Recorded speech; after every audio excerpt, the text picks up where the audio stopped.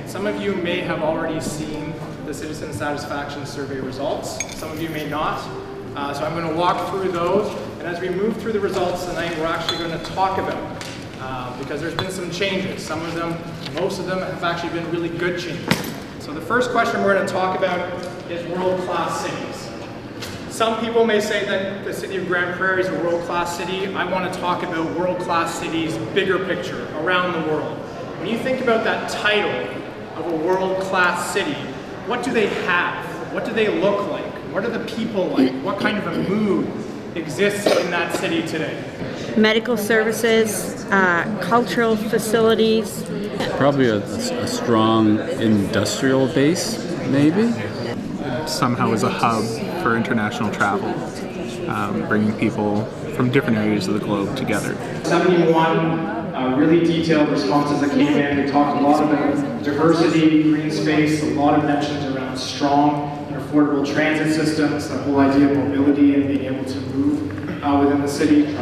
So the number one issue that residents told us relates to improving roads, infrastructure, and potholes, mentions around taxes either being too high or taxes in general, and then healthcare. The one that dropped significantly this year, I don't know if you can see this, when we did this last year, improving snow removal times was a huge issue, which dropped 25 percentage points over the last time we did this survey. And in Grande Prairie, 95% of people rate the overall quality of life as either very good or good. But the big change this year happened in the top box, in the very good. So it went from 19% to 26%.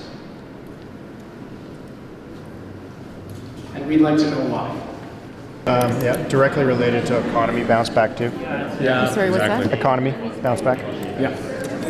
A lot of it funnels right off that.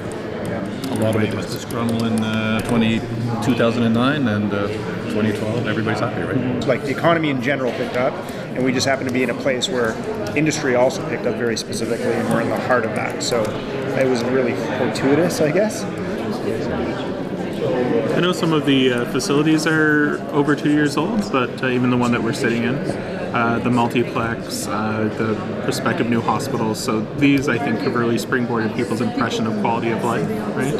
And over the last couple of years, even though this building is older than that, people have now accessed it, used it, see the value in it, right? So I'm sure that has a huge impact on these numbers and why people feel a little stronger about quality of life.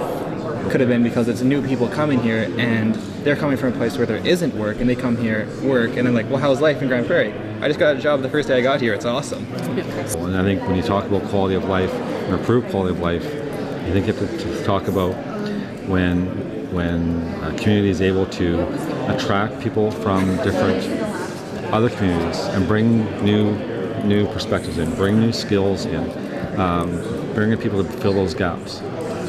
That's where your community starts to really come together and work together and continue to grow. Because you need that. Infrastructure is not just physical for me, but it's also the intelligence as well. Retail is probably a big driver. Retail is a big one. The improved increased retail stores in Grande Prairie. They're a huge amount. You can get pretty near anything here. You used to have to go to Edmonton or somewhere else. That's something I really appreciate in Grande Prairie. It's how people work together, like the different organizations working together. The synergy between the synergy between all the city and non-profit organizations. I would also add the voluntary sector is very strong in this community, and it adds a great deal to the quality of life in the community. And that means opportunities for people that are passionate about increasing the quality of life in the community. They're able to find ways to channel that energy and to make a significant difference in their community. One of the main reasons that we do these surveys is to provide indicators on service and program performance. So this next section looks at how residents felt overall about how the city delivers its programs and services. First question, overall level and quality of services, 4-point satisfaction scale. You can see that the very satisfied percentage stayed basically the same, but the combined jumped significantly. 86% of residents in 2013 said that they are satisfied with the overall level and quality of services provided by the the city. We'd like to know why. So as a group, I'd like you to talk about what's changed, what's improved over the last 2 years that would result in that significant change, more people this year saying that they're satisfied with the level and quality of services. We always went to the blue boxes, right? So now you have it at your door. But then the biggest complaint I hear is, well, it's costing us. You know, it's $9 or whatever it is, and it doesn't mean the $9. It's just I don't recycle. Why am I paying $9? That's the argument, and so I agree with you. I think it's a great thing. Our garbage is down by half because we recycle, get rid of the paper, the stuff that normally you would throw in the garbage. Yeah, maybe the Aquaterra bins, like the fact that they have bins now instead of just the plastic bags, I think those are still pretty new. People are skeptical. They actually worked out quite well. Well, yeah, so, you don't have frozen. Again, that is another positive for sure. And well, I don't use it, but because I live in a condo, but is the garbage service, is that improved? Because it's changed massively. Has that been a positive? Because that one to me is such a small thing in some ways, but such a big thing for a lot of people, right? And it's something that affects pretty much anybody, no matter how active they really are in the community. Right, so it's our responsibility to make sure that codes are up to date, right? And it's unfortunate that when that displaces people, especially a marginalized population. So again, it's the land use and land reuse for the community, right? So that we're not displacing community members, right? We're integrating them into land that's already here and may have been used for one thing, but now it's being turned over to be used for something else. So I think there's two things. I think that within our budget structure, we need to somehow look at how we can support moving buildings forward in terms of their safety. That's going to be a disaster at the Eastlink Center when there's 2 high schools there and the gymnastics and the arenas. There's 2 lanes in and out. They are working on it already. Then we ask value for taxes. So on a 10-point scale, do you feel that you get good value for your tax dollars or poor value for your tax dollars? And so we group them into 2 key categories. Good value, so 7 and above, 39%, and poor value at 28%, which is 4 and below. When we take a look at the trending, this is a really ugly Pulsar chart. The green line, which is kind of hidden, is the percentage of people who said good value. And that increased 10% over the results from 2011. So what we would like you to do as a group is to talk about why. So what's happened? What has the city started to deliver more of differently? Why do more people this year feel that they get good value for the tax dollars that they pay each and every year than they did in 2011? Okay? The sense that they are willing to pay more in their city taxes to be a part of a city that has a brand new hospital and a brand new recreation center and has the development of new schools in the works and those sorts of things. And they don't necessarily see the regional partners that maybe have taken a role in lobbying for those. People who are in the newer communities are appreciating it, that the newer communities have little parks, like there's a catchment there of a lake or a pond, and those are developed into parks, so it gives people the illusion of having like their own little space in the newer developments. People will see that as a city-run initiative. Over the last many years, what we've seen too is you have a bunch of shiny new shops out in Claremont, and so it was the lack of industrially zoned land, but also the lack of cheap industrial zone land, right? So it's the exciting piece of annexation as well. It might open a little bit more opportunity there because there's no diversification when it comes to our tax dollars that we recover as the city, right? It's almost exclusively residential taxes. Over the last couple of years, it's been less and less industrial tax. And we're missing the boat. That's our Albertan thing. We have new roads. And a lot of new city infrastructure, for instance, the Eastlink Center, the Art Gallery, the Creative Center, the library, yeah, Montrose, places like where we are right here, right now, even? More school, new schools. New schools. And they are distributed in all the neighborhoods. in all the neighborhoods. I think with the amount of new facilities that people see being built, That's what. the amount of construction that's going on, we got huge capital programs for road construction. And you look around, especially this time of year, where we've got work going on in all corners of the city, and people see that happen and say, "Well, at least we're getting something done for the $4,000 a year we spend toward taxes." So I think when people see things actually going on and things being built, and things improving, that it makes the whole tax bill that you pay go down a little easier. Yeah. There's support for environmental programs and social programs as well. For instance, the Take Pride Committee for environmental and beautification projects in the city. We have to consider the new library and the new arts gallery. Like, how can we be ignoring that? So for those things like education that are provincial budgets, so the development of new schools, we don't necessarily have control over, but they have put in city money to develop community spaces within schools. So if they're trying to build communities around schools, as the school is the hub, then what better way than to add an element that isn't going to be only open 10 months of the year from 9 to 3, right? So community gymnasiums, places for gathering, spaces for community groups, which, although the school itself was funded provincially, the city has made a commitment and put that money in for that community element, which is huge. I think after years of the tax rate increases being at higher levels, the last few years it's been kept to just to the cost of inflation, maybe a little bit higher. So I think people, when you see that the rates aren't going up as much as they used to, obviously we see it's getting a little bit more value for the money. I'd like you to talk about why there are more people this year who agree that the City of Grande Prairie practices open and accessible government, that the quality of service is consistently high, and that they respond quickly to requests and concerns. So different levels, because the different departments that I have interaction with, you see that culture being just fostered, absolutely.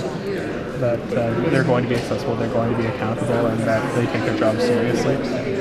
The website and the fact that there were the openness and transparency of having all the city meetings, the council meetings, online, the minutes posted. What I mentioned, like every month, weekly meetings, whatever they have, you can see everything. It opens it to the community, so everybody can. And a citizen can actually, and I've done this before, just sit and attend the meetings and watch where the conversation is going.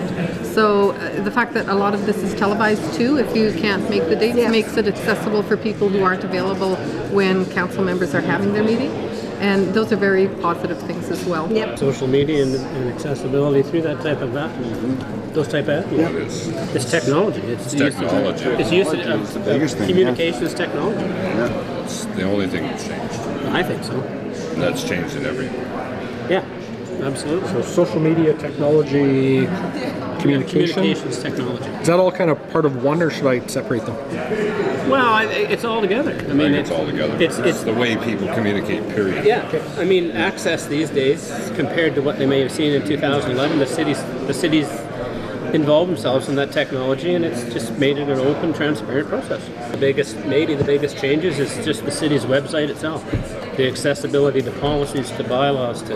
Everything is on it. Absolutely. Everything is on the website, totally. Absolutely. You can find everything you need. Election year. Potential new members of council coming on board. You have an opportunity right now to tell those members of council or the newly formed council what it is that you want to say to them. So it can be on any topic, completely open. But what is the message that you, as people who have spent an hour and a half-ish, or almost an hour and a half-ish, with us, that you want to leave with them? Okay? And you don't all have to agree at the table. You can leave as many different messages for them as you would like. To 8 to 7 p.m. and you have an hour drive from site. You're coming home. You're leaving home at 6 a.m. You're coming home at 8 p.m. Even if there is a community event going on, do you want to go to it? No, I want to sleep. I want to watch a little TV. And you also at a financial level where you don't have to go next to the guy and ask him for anything or whatever. So you really live an insular life. About that the type of person you just talked about is they're sort of mostly the transient worker, and they're a huge part of the community, but they're also, generally speaking, not the type of person that's going to find themselves coming out to these types of events or going to the galas or joining a board of directors or whatever. What you want, like I want to volunteer more in the community organizations, but I find it hard sometimes between work and raising a young family. But at the same time, part of the reason I'm here is so that I can affect or have an input into the changes that I want to see for my boys to have as they're getting older. My boys are 6 and 9, and I want to be able to make this community somewhere where when they're done their formal education, whether it's post-secondary or just getting into high school, they want to say, okay, I love Grande Prairie. I was raised here, I was born here. Maybe I have to go away to go to school because I want to do this, that, or whatever, but I'm going to come back to Grande Prairie if I can find a job in my field. And that's why I'm here. Growth of getting that engagement and getting the community engaged is your children now.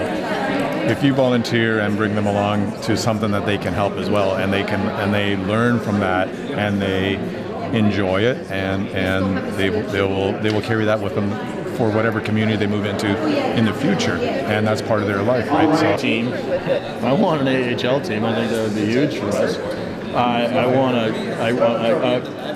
a concert hall kind of type, a 700-seat venue that can bring in that level of talent. We don't have that anymore, and that's something that the city can take on. I want you guys to continue on with the council before you in making Grande Prairie a fantastic, awesome place to live, and I hope you guys do an awesome job.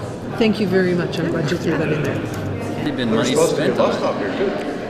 At one time, but to me, that's not the best place for bus stop. No. I suggested them that he would like it because he lives in the downtown core. How much easier? I suggested that four-way stop close to Farmer Market with this old fireplace. That's what I suggested in 2 years ago when we had and I gave all the reasons. A bus stop? The central bus stop. Terminal. Yeah. And that they talked about having here. Which to me, they are going to.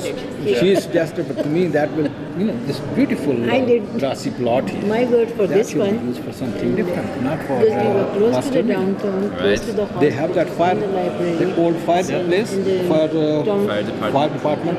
They can make it into station for the private. They can go in and have a cup of coffee rather than walking around on the road. Yeah. They can have a ticket kiosk, where they can buy. People can buy ticket. Look at what does Grande Prairie need in 10 years and 15 years and 20 years, and make a plan for long term. Don't just look for a re-election. Looking at. Well, yeah, don't look for those things that you're going to hang your hat on and say, well, we made this happen. Look for that way, like what's going to be the right way. When you look at land usage and all those things. You can't exactly anticipate where the city's going to grow, but you gotta try to extrapolate as best as you possibly can and put in a long-term plan. Rent where it is affordable to continue to attract people who want to come up here and want to be able to put down roots, because right now we're seeing our average price going up 5 to 6% in the last year. It's still, generally speaking, very affordable, but our rental rates are going up, our vacancy rate is down, and it's becoming very hard for people who are moving to town to be able to find anything that fits the budget. And you've got a lot of young families where the mums maybe stay at home and it's the dads that are out working. And how do you make it so that it's reasonably priced so that they can do the things that they want to be able to do without breaking the budget on the house? Again, it's old, which is understandably, it's the infrastructure's old. So certainly revitalization, right? It's kept quite tidy, but again, I think the general community is going to would like to see improvements, right? Brighten it up. We got the flowers in the summertime, but I think we need to keep the heart of the city at the heart of the city, and continue to try and lure people into the downtown area, and that also builds the safety piece as well, right? Community safety. Such an increased return on your investment if you support the not-for-profit and voluntary sector. So it's a leveraged investment because each time you support the not-for-profit and voluntary sector, you've got people that are volunteering their time, people that are passionate about their communities, that are giving back to the communities, and that's how they become engaged. So if you're supporting that sector, you're getting increased results on the quality of life side in your communities. I think also that you can't differentiate between what the business economic sector does and what the voluntary sector does when they're working in such good partnership together. A lot of times people use arguments like an either or, you know, the business on one side, the not-for-profit, the social stuff on the other side. And you've got to recognize that in this community, we've got the Chamber of Commerce, we've got a number, about 5 different Rotary clubs, and those are business people that are supporting the not-for-profit and voluntary sector already. So their heart is already into it. We can't polarize them. We need to be able to continue to bring them together because that's what's making our communities a better place to live.